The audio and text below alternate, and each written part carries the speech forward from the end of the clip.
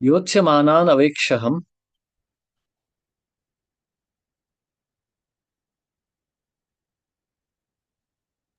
युत्समानाम् अन्वेक्षसम्।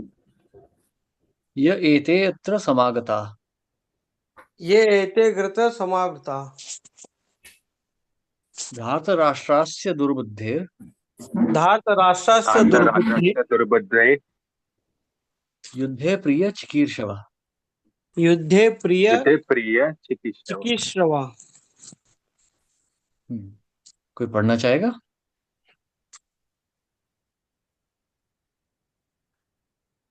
हरे कृष्ण प्रभु पढ़ो। इस हाँ प्रोजेक्ट। पढ़िए। अनुवाद।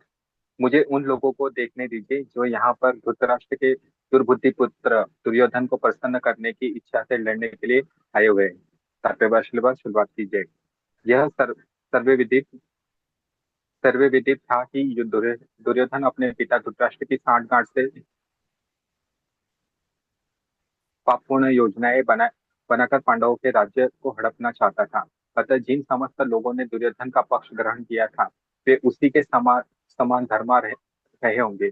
अर्जुन युद्ध प्रारंभ होने के पूर्व यह तो जान ही लेना चाहता था कि कौन कौन से लोग आए हुए हैं, किंतु उनके समक्ष समझौता का प्रस्ताव रखने की उसकी कोई योजना नहीं थी। यह भी तथ्य था कि वह उनकी शक्ति का जिसका उससे सामना करना था अनुमान लगाने की दृष्टि से उन्हें देखना चाह रहा था।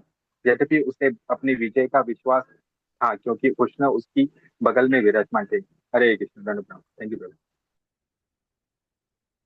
अच्छा, तो जैसे हमने देखा था कि मतलब युद्ध में वो सेनाओं का अनुमान लेना चाहते हैं। अपनी तो वो तो निश्चित है कि ये युद्ध तो जीतना ही है क्योंकि कृष्ण है उनके साथ। परंतु फिर भी वो एक अनुमान लेना चाहते हैं शत्रु का। हम्म श्लोक 24। संजय उवाच। संजय उवाच। संजय उवाच। एवं उक्तो ऋषिकेशो एवं मुक्तो एवं मुक्तो ऋषिकेशो ऋषिकेशो गुडाकेशेन भारत गुडाकेशन भारत गुडाकेशेन भारत सेनयोरुभयोर्मध्ये सेनयोर्मध्ये सेनयोरुभयोः मध्ये स्थापयित्वा रथोत्तमम्। स्थापयित्वा स्थापयित्वा रथोत्तम। रथोत्तमम्। हाँ, कोई पढ़ना चाहेगा? हरे कृष्ण प्रभु जी पढ़ो मैं। हाँ पढ़िए।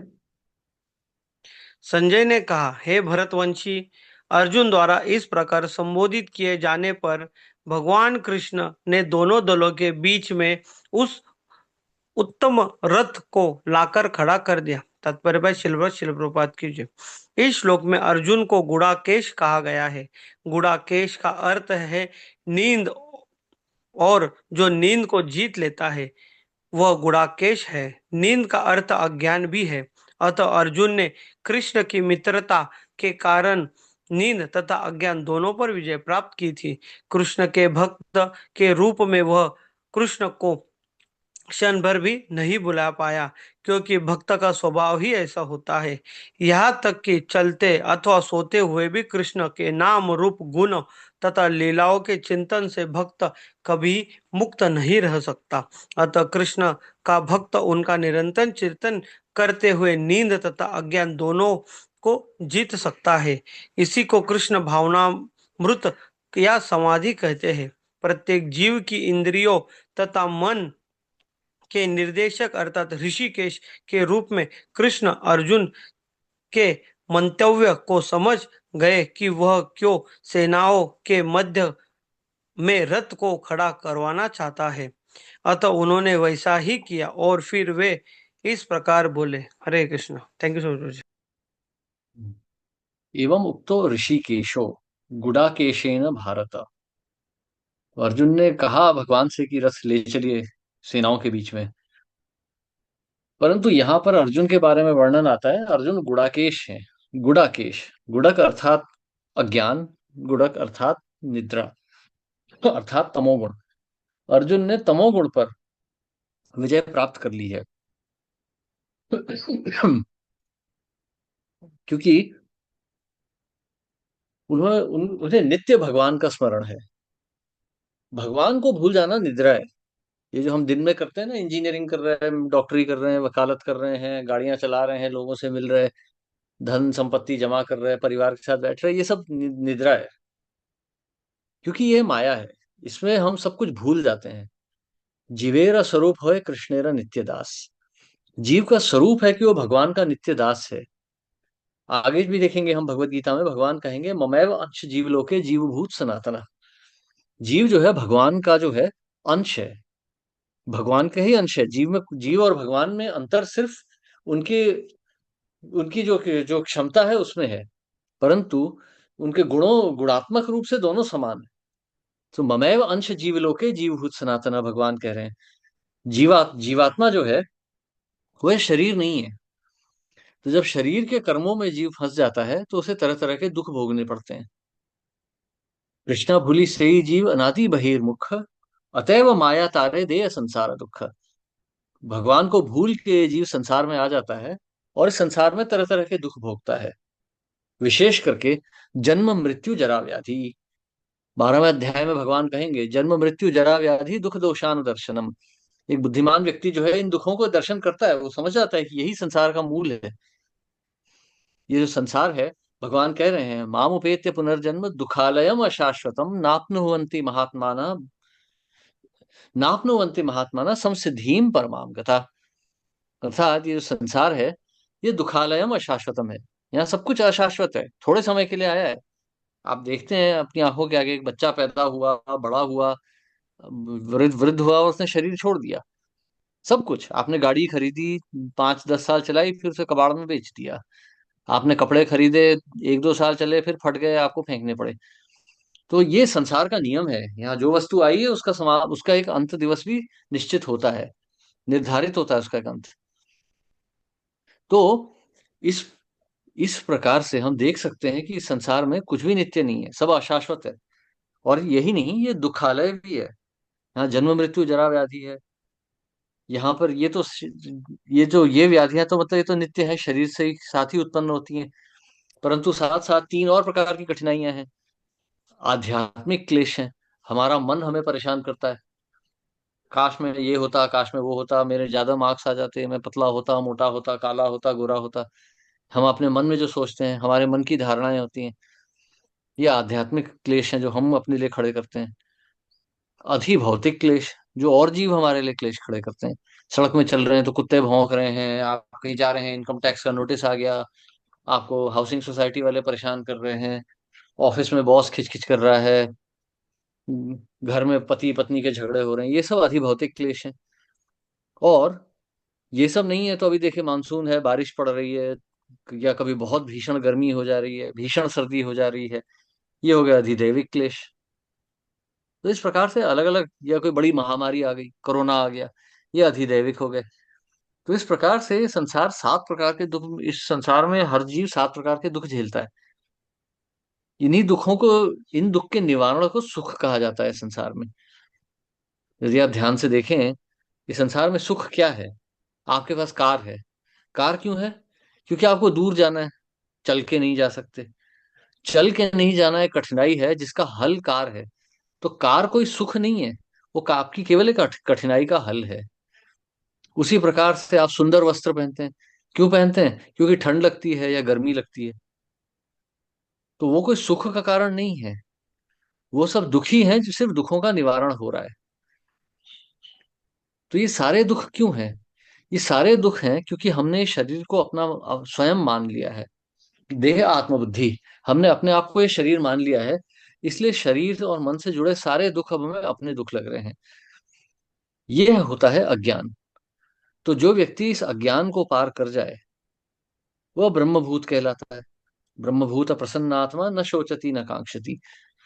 तो जो व्यक्ति इस इस इन संसार में अपनी इस चेतना को छोड़ के ब्रह्म चेतना में लीन हो जाता है, ऐसा व्यक्ति ब्रह्मभूत कहलाता है। न शोचती न कांक्षती, न उसे किसी प्रकार का कोई शोक होता है, न उसके मन में किसी प्रकार की कोई आकांक्षा, आकर्षण रह जाता है संसार के लिए। तो जो व्यक्ति ब्रह्मभूत नहीं होता वो निद्रा में ही है। वो स्वप्नावस्था में जी रहा है, वो स्वप्न देख रहा है संसार के। अलग अलग शरीर आ रहे हैं जा रहे हैं, माता पिता भाई बहन पति पत्नी बच्चे सब दिख रहे हैं, और वो सोच रहा है यही कि सब कुछ मेरा है। जब आते हैं तो वो खुश हो जाता है, जब जाते हैं तो रोता है। देखा ही है ना अपने अपने उदाहरण से हमने। घर में यदि कोई बालक पैदा हो गया तो सारे घर में खुशी मन जाती है, लोग मिलने आते हैं, बेबी शावर होता है, पता नहीं क्या क्या होता है। और जब कोई मर जाता है तो सब रो रहे हैं चिल्ला रहे हैं। ये तो संसार के नियम है। आप प्लेटफॉर्म पे खड़े हैं, गाड़ी आएगी गाड़ी जाएगी, कोई रोता नहीं है। ट्रेन के आने पे कोई तालियां नहीं बजाता, और ट्रेन के जाने पे कोई मातम नहीं मनाता। ये संसार भी वही है। शरीर आ रहे हैं शरीर जा रहे हैं। तो न सुख न दुख कुछ झेलने की आवश्यकता नहीं है। भगवान कहेंगे अगले अध्याय में, मात्रा स्पर्शस्तु कौन्तेय शीतोष्ण सुख दुखदा आगमापायिनो नित्यास्तां स्थितिक्षस्व भारता। कि हे भरत, हे भरतवंशी, हे भारत, ध्यान से सोचो। ये संसार में जो सुख दुख सर्दी गर्मी आपको लग रही है, ये केवल आपके मात्रा मात्रा स्पर्शस, ये केवल इस भौतिक प्रकृति में आने के कारण हो रही है। तो यह सब अज्ञान है। ये हमारा अज्ञान हमारे दुखों का कारण है। अर्थात क्योंकि हम भगवान को भूल गए हैं, इसलिए हमें दुख झेलने पड़ रहे हैं संसार में। क्योंकि हम तो वैसे भी भगवान के नित्य अंश हैं। जब हम इस ब्रह्मावस्था में आ जाएंगे तो अपने आप संसार के दुखों से मुक्त हो जाएंगे। अब जैसे इंडिया पाकिस्तान मैच होता है, इंडिया हार गया तो सारे इंडियन दुखी हो जाएंगे, सारे पाकिस्तानी खुश हो जाएंगे। इंडिया जीत गया, पाकिस्तान हार गया तो सारे इंडियन खुश, सारे पाकिस्तानी दुखी। पर यही मैच यदि कोई जर्मन या कोई अमेरिकन या रशियन देख रहा होगा, उसे तो समझ में भी नहीं आएगा हो क्या रहा है। देखेगा फिर सोचेगा ठीक है कुछ हो रहा होगा। ना उसे सुख होगा ना उसे दुख होगा। क्योंकि उसका इस अस्तित्व, ये भारत और पाकिस्तान के अस्तित्व से कोई लेना देना नहीं है। कोई उसे आसक्ति नहीं है, कोई अटैचमेंट नहीं है उसे। इसलिए उसे कोई दुख नहीं हो रहा है। यदि हम इसी विचारधारा को सोच रखें तो हम देखेंगे कि हमारे संसार में जितने दुख सुख आ रहे हैं, वो संसार से आसक्ति के कारण आ रहे हैं। अर्थात हम एक स्वप्न में जी रहे हैं जो हमें कष्ट दे रहा है। अर्जुन क्योंकि भगवान के संगी हैं, भगवान के मित्र हैं, इसलिए उन्होंने इस स्वप्नावस्था को पार कर लिया है। इसलिए उन्हें गुडाकेश कहा जा रहा है, कि अर्थात निद्रा से बाहर आ गए, अज्ञान से बाहर आ गए। हरे कृष्णा। किसी का कोई प्रश्न?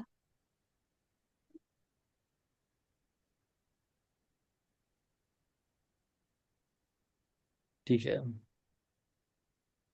आगे बढ़ते हैं। श्लोक 25। भीष्म द्रोण प्रमुखतः भीष्म द्रोण प्रमुखतः आगे संदर्भ जी। सर्वेश आगे। सर्वेषां च महीक्षिताम् सर्वेक्षात् सर्वेषां च महिषिताम् उवाच पार्थ पश्यैतान् उवाच उवाच पार्थ वाच पार्थ पश्यताम् पश्येतान् समवेतान् कुरूनिति। समवेतान समवेतान् कुरु। समवेतान् कुरु इति। हाँ, कोई पढ़ना चाहेगा? प्रभु जी मैं ट्राई। हरे कृष्णा। ये प्लीज। हाँ। हरे कृष्णा। भीष्म द्रोण तथा विश्व भर के अन्य समस्त राजाओं के सामने भगवान ने कहा कि हे पार्थ, यहाँ पर एकत्र सारे कुरुओं को देखो। तात्पर्य भाई श्री प्रभुपाद द्वारा। समस्त जीवों के परमात्मा स्वरूप भगवान कृष्ण यह जानते थे कि अर्जुन के मन में क्या बीत रहा है। इस प्रसंग में ऋषिकेश शब्द प्रयोग सूचित करता है कि ये सब कुछ जानते थे। इसी प्रकार पार्थ शब्द अर्थात पृथा या कुंती पुत्र भी अर्जुन के लिए प्रयुक्त होने के कारण महत्वपूर्ण है। मित्र के रूप में वे अर्जुन को बता देना चाहते थे कि चूंकि अर्जुन उनके पिता वासुदेव की बहन पृथा का पुत्र था, इसलिए उन्होंने अर्जुन को का सारथी बनना स्वीकार कर लिया। किंतु जब उन्होंने अर्जुन से कुरुओं को देखा कहा तो इससे उनका क्या अभिप्राय था? क्या अर्जुन वहीं पर रुककर युद्ध करना नहीं चाहता था? कृष्ण को अपनी बुआ पृथा के पुत्र से कभी भी ऐसी आशा नहीं थी। इस प्रकार से कृष्ण ने अपने मित्र की मनस्थिति की पूर्व सूचना परिहासवश दी। हरे कृष्णा। थैंक यू प्रभु जी। कृष्णा। तो इस प्रकार से भगवान ने अर्जुन की मनस्थिति की पूर्व सूचना परिहासवश दी है। पूर्व सूचना दी है। भगवान को पता है अर्जुन के मन में क्या चल रहा है, और अभी हमें दिखने भी वाला है। तो ये भगवत गीता में पहली बार है कि भगवान यहाँ पे बोल रहे हैं समवेतान कुरुनीति। ये भगवान के मुख से पहली बार ये शब्द निकल रहे हैं भगवत गीता में। इससे पहले जो हमने शब्द सुने वो केवल संजय के ही थे। संजय के थे, वो धृतराष्ट्र से कह रहे थे, धृतराष्ट्र उनसे बात कर रहे थे, दुर्योधन बोल रहे थे और अर्जुन बोल रहे थे। पर अब ये पहली बार यहाँ पर भगवान बोल रहे हैं। भौतिक अवस्था में रहने वाला एक व्यक्ति जो होता है भौतिक चेतना में रहता है। चाहे वो कितना भी महान भक्त हो जाए या कितना भी महान पंडित हो जाए, शारीरिक आसक्तियों को त्यागना बहुत कठिन होता है। आप जिस परिस्थिति में जी रहे हैं उस परिस्थिति से बाहर आना बहुत कठिन होता है। यदि आपके सामने बम फटेगा तो उसकी आवाज आपको चुभेगी ही, क्योंकि आपकी इंद्रियां उसे ग्रहण कर रही हैं। उसी प्रकार से संसार की जो परिस्थितियां हैं हमारी इंद्रियां उन्हें ग्रहण कर रही होती हैं। तो कोई भी व्यक्ति जो है किसी परिस्थिति में रहते हुए उससे बाहर निकलना इतना सरल नहीं होता किसी भी व्यक्ति के लिए। अर्जुन परिवार के साथ यहाँ रह रहे हैं। हालांकि भगवान के मित्र हैं, गुडाकेश हैं, अर्थात उन्होंने तमोगुण अज्ञान के ऊपर विजय प्राप्त कर ली है। परंतु अपनी भावनाओं के ऊपर विजय प्राप्त करना इतना सरल कार्य नहीं होता है। जो भी व्यक्ति गीता पढ़ेगा पहली बार भी पढ़ते हुए समझ जाएगा कि मैं ये शरीर नहीं हूँ, इस शरीर से जुड़े सगे संबंधी भी मेरे नहीं है। परंतु फिर भी जब कोई परिस्थिति आएगी तो उसे दुख तो होगा ही होगा। अब यहाँ पर अर्जुन अब सारे परिवार को यहाँ खड़ा देख रहे हैं, और हम देखेंगे अगले श्लोकों में। और वो देख के अब उनका मन जो है वो थोड़ा सा हिलने लग गया है, अब उनका मन स्थिर नहीं रह गया है। और भगवान को ये बात पता है, इसलिए उन्होंने ये जो रथ है वो भीष्म और द्रोण के आगे ले आके खड़ा कर दिया है। और अब कहा समवेतान कुरुनीति, देखो अपने परिवार को देखो जो तुमसे ही युद्ध करने के लिए यहाँ आए हैं और जो तुम्हारे ही हाथों मरने के लिए तत्पर हैं। हम्म। श्लोक 26।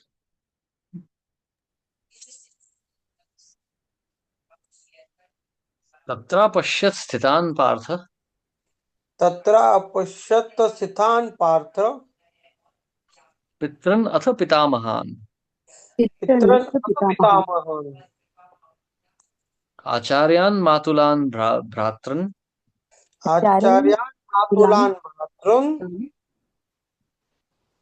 पु- पुत्रान् पौत्रान् सखींस्तथा पुत्रान् पुत्रान् पुत्रान् पौत्रान् तथा सखींस्तथा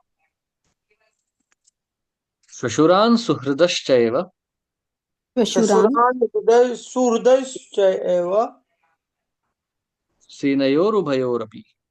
सेनयोरुभयोरपि। सेनो उभयोरपि।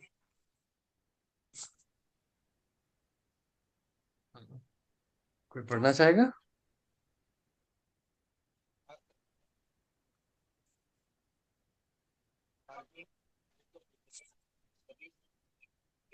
हरे कृष्ण पढ़ता हूँ मैं प्रभु जी। अर्जुन ने गुरुओं, मामाओं, भाइयों, पुत्रों, पौत्रों, मित्रों, ससुरों और शुभचिंतकों को भी देखा। तत्व अर्जुन इस भूमि में अपने सभी संबंधों को देख सका। वह अपने पिता के समकालीन भूरी श्रावक जैसे व्यक्तियों, भीष्म तथा सोमदत्त जैसे पितामहों, द्रोणाचार्य तथा कृपाचार्य जैसे गुरुओं, पल तथा शकुनि जैसे मामाओं, दुर्योधन जैसे भाइयों, लक्ष्मण जैसे पुत्रों, अश्वत्थामा जैसे मित्रों एवं कृतवर्मा जैसे शत्रुघ्न को भी देख सका। वह उन सेनाओं को भी देख सका जिनमें उसके अनेक मित्र थे। हरे कृष्ण। हरे कृष्ण। तो अब अर्जुन यहाँ पर देख रहे हैं पिता, पितामह, शिक्षक, मामा, चाचा, भाई, पोते सब दिख रहे हैं, पुत्र यहाँ सब खड़े हैं। अब यहाँ पे अर्जुन को, मतलब अब तक तो अर्जुन को केवल शत्रु दिख रहे थे, कौरव, ठीक है कौरव सेना खड़ी है, हमें उनका नाश करना है। परंतु अब वो देख रहे हैं कि ये परिस्थिति क्या है। जब एक साधक पहली बार साधना शुरू करता है तो उसे बहुत अच्छा लगता है। पहली पहली बार जब हम देखते हैं कि अरे इस संसार को त्यागने का अवसर मिल रहा है, नित्य शाश्वत जीवन मिलने वाला है, संसार को त्यागने का अवसर मिल रहा है, तो बहुत अच्छा लगता है। वो कहते हैं ना, हिंदी में कहावत है, दूर के ढोल सुहावने। दूर से सब बहुत अच्छा लगता है। लेकिन जैसे जैसे हम पास जाते हैं ना, हमें दिखना शुरू होता है कि सच्चाई क्या है। मतलब जब हम भक्ति भी शुरू कर रहे हैं, हमें दिख रहा है ठीक है, बहुत अच्छा है, सब कुछ भगवान का नाम ले रहे हैं, प्रसाद ले रहे हैं, स्मरण हो रहा है, सब अच्छा है। लेकिन इसका एक दूसरा भाग जो है वो है त्याग, संसार को त्यागना। वो कठिन होता है। वैराग्य बहुत कठिन होता है। आचार्य हमारे कहते हैं कि जब जो जीवन का जो अंतिम चरण होता है, सन्यास, वो कठिन होता है। क्योंकि पत्नी, बच्चे, संसार से अपने संबंध तोड़ पाना सरल कार्य नहीं है। परंतु फिर भी एक साधक को ये सब करना पड़ता है। जिस प्रकार से संसार में कोई सुख भोगने के लिए कितने दुख भोगने पड़ते हैं। कोई व्यक्ति देख रहे हैं, इंजीनियर है, माइक्रोसॉफ्ट में है या कहीं है, बड़ी कंपनी में है, तो हम देख रहे हैं उसे, लेकिन कितने कष्ट भोगने पड़ते हैं। इंजीनियर बनने में 22-23 साल लग जाते हैं। कठोर परिश्रम लगता है, पढ़ाई लगती है, तब जाके उसका सुख हम भोग पाते हैं। तो हम देख सकते हैं इसी प्रकार से वकील बनने के लिए एलएलबी पढ़ना पड़ता है। अकाउंटेंट बनने के लिए बीकॉम कीजिए, फिर आप सीए पढ़िए, तो 5-6 साल की पढ़ाई लगती है, कठोर परिश्रम होता है। वो हिंदी में भी एक संस्कृत में एक कहावत आती है ना, विद्यार्थी नाम कुतो सुखम, सुखार्थी नाम कुतो विद्या। तो विद्यार्थी को कहाँ सुख होता है, और जो सुख सुख का अभिलाषी है, सुखार्थी है, उसे कहाँ विद्या मिलने वाली है। विद्या को प्राप्त करने के लिए कठोर परिश्रम तो लगता ही है ना, कठोर तपस्या लगती है। तो उसी प्रकार से संसार में कोई भी सुख प्राप्त करने के लिए दुख भोगने ही पड़ते हैं। पत्नी बच्चों का सुख यदि भोगना है, तो नौकरी धंधे के दुख भी भोगने पड़ते हैं। संसार की उलाहनाएं सहनी पड़ती हैं, यातनाएं सहनी पड़ती हैं, ताकि परिवार का सुख भोगा जा सके। तो संसार के हर सुख के पीछे बहुत सारा परिश्रम और दुख जुड़ा हुआ है। तो ये कठिन होता है, ये सरल काम नहीं होता। तो वैसे ही अर्जुन भी अब देखने जा रहे हैं कि ये महाभारत के युद्ध में विजय के लिए उन्हें क्या करना पड़ेगा, विजय के लिए उन्हें क्या बलिदान देना होगा, वो अब उन्हें दिखाई दे रहा है। हम्म। तो श्लोक 27, छोटा ही श्लोक है। तान समीक्ष स कौन्तेय, ताम समीक्ष्य स कौन्तेय, काम समस्या कौन्तेय, सर्वान् बंधून् अवस्थितान्, सर्वान् बंधुन सर्वान् अवस्थित, बन्धून् अवस्थितान्, कृपया परयाविष्टो, कृपया कृपया कृपया पर्याविष्टौ, पर्याप्तो, विषिदन्निदम् अब्रवीत्। विषिदन इदम विषिदन् इदम् अब्रवीत्। अब्रवीत्। कृपया पर्याविष्टौ, विषिदम् इदम् अब्रवीत्। हाँ, जब कुंती पुत्र अर्जुन ने मित्रों तथा संबंधियों की इस विभिन्न श्रेणियों को देखा, तो वह करुणा से अभिभूत हो गए और इस प्रकार बोले। हम्म। अर्जुन उवाच, अर्जुन उवाच, दृष्ट्वेमं स्वजनं कृष्ण, दृष्टा एवं स्वजनं कृष्ण, युयुत्सुं समुपस्थितम्, युष्म समुपस्थितम्, सीदन्ति मम गात्राणि, सीदन्ति मम गात्राणि, मुखं च परिशुष्यति। मुखं मुखं च च परिशुष्यति। दृष्टमेवं स्वजनं कृष्ण, गात्राणि मुखं च हरे परिशुष्यति। कृष्णा। पढ़िए प्रभु। जी। अर्जुन ने कहा, हे कृष्ण, इस प्रकार युद्ध की रखने वाले अपने मित्रों तो संबंधियों को अपने समक्ष देखकर मेरे शरीर कांप रहे हैं और मेरा मुंह सूखा जा रहा है।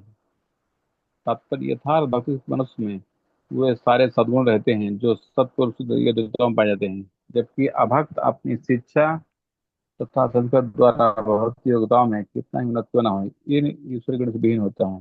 अतः स्वजनों, मित्रों और संबंधियों को युद्ध भूमि में देखते ही अर्जुन उन सबों के लिए करुणा से अभिभूत हो गया जिन्होंने परस्पर युद्ध करने का निश्चय किया था। जहां तक उसके अपने सैनिकों का संबंध था, वह उनके प्रति प्रारंभ दयालु था, किंतु विपक्षी दल के सैनिकों की आत्ममृत्यु को देखकर वह उन पर विजय का अनुभव कर रहा था। और जब वह इस प्रकार सोच रहा था, तो उसका मन कंपन होने लगा और मुंह सूख गया। उन सब को युद्धाभिमुख देखकर उसे आश्चर्य हुआ। प्रायः सारा कुटुंब, अर्जुन के सगे संबंधी उससे युद्ध करने आए थे। यद्यपि इसका उल्लेख नहीं है, किंतु तो भी सहज अनुमान लगाया जा सकता है कि न केवल उसके अंग कांप रहे थे और मुंह सूख रहा था, अपितु वह दया और रुदन भी कर रहा था। अर्जुन में से लक्षण किसी बता कारण नहीं, अपितु हृदय को बता कारण थे, जो भगवान के बता लक्षण है। अतः कहा गया है, यस्यास्ति भक्ति भगवते किंचन सर्वे गुण समासुत हरा भक्त सुकुतो महद्गुण मनोरथ धावते वही।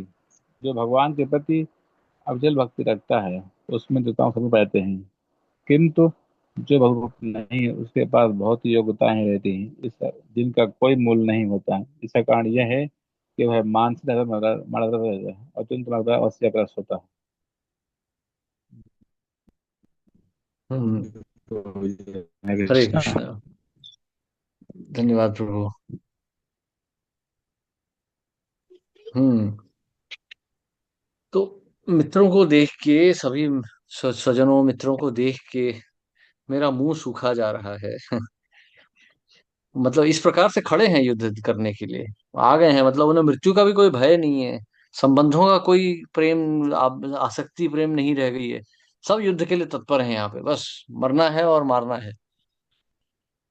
ये देख के अर्जुन के अंग कांप रहे हैं, मुंह सूख रहा है। तो जो व्यक्ति भगवान की भक्ति करता है उसका हृदय कोमल हो जाता है। यदि हृदय कोमल नहीं हो रहा है तो वो भक्ति नहीं कर रहा है। 5वें अध्याय में एक श्लोक आता है, पंडिता समदर्शिना। जो श्लोक इस प्रकार से जाता है, विद्या विनय संपन्ने ब्राह्मणे गवि हस्तिनी शुनि चैव शपाके च पंडिता समदर्शिना। विद्या विनय संपन्ने, जो व्यक्ति पंडित है, जो व्यक्ति भगवान का भक्त है, वो विद्या और विनय से संपूर्ण होता है। विद्या और विनय, तो इनकी दृष्टिकोण से वो पूरे संसार को देखता है। ऐसे संसार में ना उसे कोई शत्रु दिखता है, ना मित्र दिखता है, ना कुछ बुरा दिखता है, ना कुछ भला दिखता है। उसे केवल ब्रह्म और प्रकृति दिखती है। पंडिता समदर्शिना, वो एक ही दृष्टि से देखता है। ब्राह्मणे कवि हस्तिनी, चाहे वो ब्राह्मण हो, गाय हो या हाथी हो, चाहे वो कुत्ता हो या चांडाल हो। शुनी चैव स्वपाकेचा, चांडाल जो कि कुत्ते खाते हैं, चाहे वो कुत्ता ही हो चाहे वो कुत्ते को खाने वाला चांडाल हो, सबको एक दृष्टि से देखता है। पंडिता समदर्शिना। तो ऐसा जो व्यक्ति होता है उसका हृदय बहुत कोमल हो जाता है। इस संसार में हम कठोर हृदय इसलिए होते हैं क्योंकि हमें अपनी रक्षा करनी है। मैं हूं, मेरी संपत्ति है, मुझे संपत्ति की रक्षा करनी है, मुझे अपनी रक्षा करनी है। जो उसकी हानि करेगा मेरा शत्रु है। जब हम इस संसार में अपना पराया देखते हैं तो हमें मित्र और शत्रु भी दिखते हैं। हालांकि ऐसा कुछ है नहीं, प्रकृति भी हमारी नहीं है और ना कोई हमारा मित्र है ना कोई शत्रु है। परंतु जो एक भगवान का भक्त होता है, जो एक साधु होता है, उसे संसार में अपना कुछ नहीं दिखता, इसलिए उसे पूरे संसार से मित्रता होती है। उसकी मैत्री इसलिए होती है क्योंकि उसे सब सब वस्तुओं में भगवान ही नजर आते हैं। उसका हृदय कोमल हो जाता है। यस्यास्ति भक्तिर् भगवत्य किंचना सर्वैर् गुणैस्तत्र समास्ते सूरा हराव भक्तस्य कुतो महद्गुणा मनोरथेनासति धावतो वही। जो व्यक्ति भगवान की शुद्ध भक्ति कर रहा है उसके अंदर सभी देवताओं के गुण आ जाते हैं। परंतु जो भक्ति नहीं करता है भगवान की, उसके अंदर क्या गुण होंगे? वो चाहे, क्योंकि वो अपने मन के रस पे वो मन के स्तर पर जी रहा है। मन तो आज ये मानता है कल वो मानता है। आज मीठा खाने की इच्छा है, कल कल मिर्ची खाने की इच्छा है। मन तो यही है, आज ये तो कल वो। ये पूरा संसार मन की ही धारणाओं पे तो चल रहा है ना। आज ये अच्छा तो कल वो अच्छा। अभी देखिए, एक महीना पहले सब अमेरिका अमेरिका, ट्रम्प हमारा दोस्त है, ये है। आज अमेरिका शत्रु है हमारे, सब है मार दो अमेरिका को, बस बोल रहे हैं। ये मन पे ही तो चल रहा है ना सब कुछ। आज ये अच्छा तो कल वो अच्छा। आज से 20 30 40 साल, 30 40 साल पहले सब लोग अमिताभ बच्चन अमिताभ बच्चन करते थे, आज कोई नहीं करता। आज नहीं अच्छा लगता किसी को भी। तो जो जो वस्तु है, जो दिख रही है वो अच्छी लगने लगी, जो नहीं दिख रही नहीं अच्छी लग रही। ये मन है, एक वस्तु से दूसरी वस्तु में भटकता रहता है। इसीलिए तो हम देख रहे हैं समाज में भी, मतलब लोग पति पत्नी यहाँ वहां व्यभिचार कर रहे हैं। क्यों? एक पत्नी को एक पति नहीं पसंद आता, दो नए आदमी पसंद आ रहे हैं। वही पति का भी हाल है, उसे पत्नी नहीं पसंद आ रही, दो नई स्त्रियां और पसंद आ रही हैं। यही चल रहा है, ये मन के कारण होता है। अस्थिर रहता है यहां से वहां, एक जगह से दूसरी जगह। तो जो व्यक्ति अपना मन भगवान में स्थिर कर लेता है, वो व्यक्ति का मन स्थिर हो जाता है, उसका हृदय कोमल हो जाता है। उसके लिए संसार में ना कुछ भला है ना बुरा है। उसके लिए संसार में या तो भगवान है या नहीं है। तो यह जो चेतना होती है, ये यस्यास्ति भक्तिर भगवत्या किंचना, जो भगवान की भक्ति निष्काम रूप से करता है, उसके अंदर ये गुण अपने आप उत्पन्न हो जाते हैं। और ये गुण अर्जुन में है, इसलिए अर्जुन को अपने सगे संबंधियों को इस प्रकार से युद्ध करते हुए देख के बहुत दुख हो रहा है। हरे कृष्णा। किसी का कोई प्रश्न या टिप्पणी?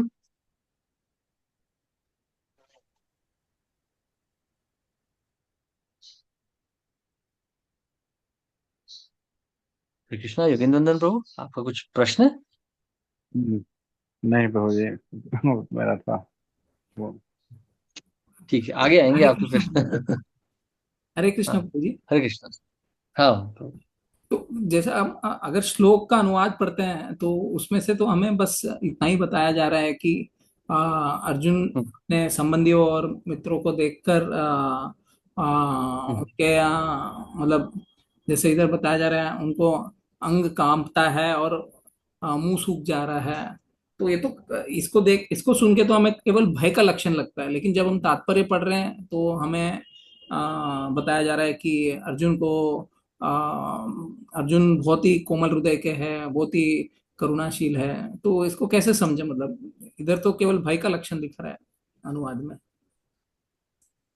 देखिए, ये जो तात्पर्य है, ये भगवान की ये आचार्य की टिप्पणी है। हम अज्ञानी हैं। हम तो जो है हम जो है वो तो अपनी चेतना से पढ़ रहे हैं जो भी आ रहा है, हमें जो दिख रहा है। परंतु आचार्य तो मतलब दिव्यदर्शी होते हैं, वो तो आगे पीछे सब देख लेते हैं। तो आचार्य ने बहुत सारे शास्त्र पढ़ रखे हैं, उसके अनुसार वो बता रहे हैं।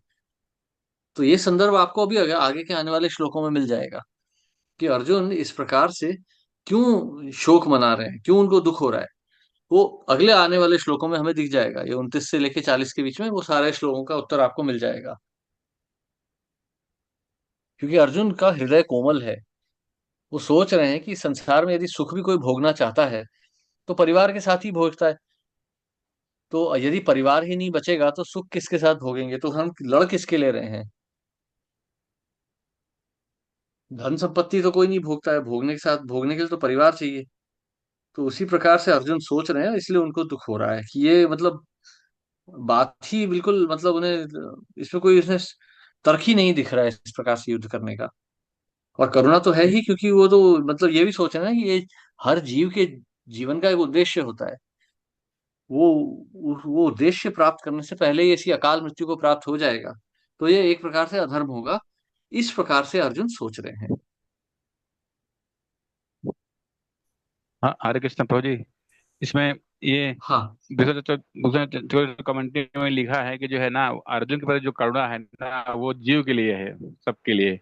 और जो मतलब हम हाँ। लोग जैसे मुंह सूख जाता है तो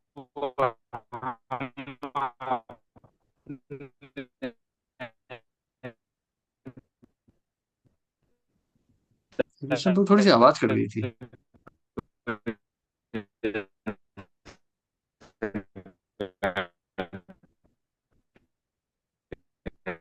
ना कर रहे हैं ना, ये मतलब जैसे हाँ, एक आदमी होता है ना, उसका मुंह सूख जाता है। हरे कृष्णा, हरे कृष्ण। आवाज आ रही हाँ है? प्रभु बोलिए। हाँ, हाँ। मैं कह रहा हूँ कि विश्वनाथ चक्रवर्ती ठाकुर इसमें कमेंट्री में लिखते हैं कि जो हम्म, जैसे ये किसी के जो नॉर्मल लक्षण होते हैं ना, वो तो वो अपने लिए क्या है, भयभीत हो जाता है तो उसे कम होने लगते हैं। पर जो अर्जुन यहाँ हम्म। भयभीत हो रहा है, वो जीवों के प्रति भयभीत हो रहा है। तो तुझे मालूम है कि हाँ, ये तुम मतलब तो इसलिए सिमिलर दिखाई देते हैं। ये मेरा कहने से इतना है प्रभु। हाँ। मतलब वो तो सारे उत्तर अभी मिल जाएंगे आने वाले श्लोकों में। अर्जुन जी को जी। मतलब लग रहा है कि इतना भयानक नरसंहार होने वाला है अभी यहाँ पे। मतलब ये मूर्खों को तो कुछ नहीं दिख रहा है, ये तो आ गए हैं, इन्हें तो बस भोगना है संसार को। लेकिन वो ये नहीं देख रहे कि इस भोग का जो विचारधारा है, इसका परिणाम क्या होगा। इसलिए अर्जुन को भी विस्मय भी हो रहा है। मतलब दुख भी हो रहा है, विस्मय भी हो रहा है कि ये क्यों ऐसे आके खड़े हो गए हैं। हरे कृष्ण प्रभु जी। दंडवत प्रणाम। हरे कृष्णा। प्रभु दंडवत जी, प्रणाम। आप अभी बोल रहे हो मीन्स जो गीता में लिखा है कि अर्जुन को ये युद्ध में भय लगता है कि सामने इतने लोग हैं, मारे जाएंगे वगैरह। ये खाली अपने लोगों के लिए लग रहा है कि इससे पहले भी जो युद्ध किए उसमें क्यों नहीं लगे उनको वैसा कि इतने लोग मारे जाएंगे वगैरह, या वो जो भयभीत हो रहे हैं वो। क्योंकि इतने बड़े युद्ध कभी हुए नहीं ना। मतलब ऐसे पूरा परिवार का परिवार नहीं खड़ा हो गया युद्ध करने के लिए। नहीं, ये अपने ये परिवार के पहली लिए बार। है कि बाकी के लोगों के लिए नहीं है उनके बारे में? सबके लिए, सबके लिए। सबके लिए। सारे इतने सारे योद्धा है ना, सबका एक ही साथ संहार हो जाएगा। उन्हें पता है युद्ध का परिणाम क्या होने वाला है। ओके। हरे कृष्ण क्योंकि प्रभु जी, भगवान थैंक स्वयं यू। आ गए ना युद्ध करने। अब जो भगवान का शत्रु बनेगा वो कहाँ जीवित बचने वाला है।